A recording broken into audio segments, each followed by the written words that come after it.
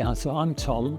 I'm a professional workforce development officer at a local authority, and I studied at the University of Chester at the Exton Park campus, and I studied the Masters in Education, and it was professional education rather than in school age, rather than teacher training. So now I work in workforce development, professional workforce development, and my role is around practice learning, so supporting learners, people coming into the profession, social work in this case, to develop their careers, particularly early stage career development. My degree prepared me for my career really well. I was already working in social work and already involved in practice learning, but this took my career to the next step really, and now I'm working in much more of a leadership role, working across organisations to develop learners in social work.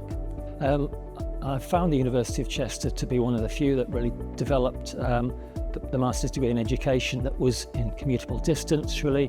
We had a good working relationship between my own employer and the university, and the support I've received in terms of guidance, mentoring, feedback on the assignments was really good.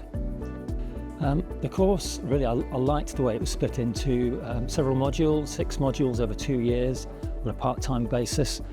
One of the modules was about curriculum development, from an educational perspective, and I could do some study on what a curriculum is and bring that into the workplace. And the example I used was developing end-of-life skills for social care staff, which wasn't very developed at the time.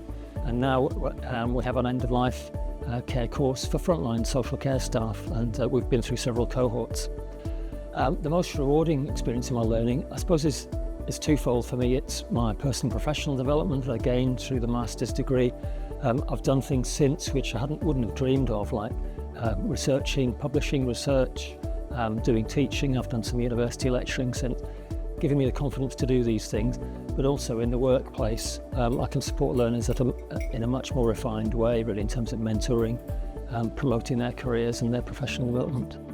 So the skills I've learnt from the degree have been quite a broad range, really, including leadership practices, not how to manage a team, but how to manage organisational learning and to share that and to develop services and systems and policies and practices that support the organisation, which is around social care delivery in this case.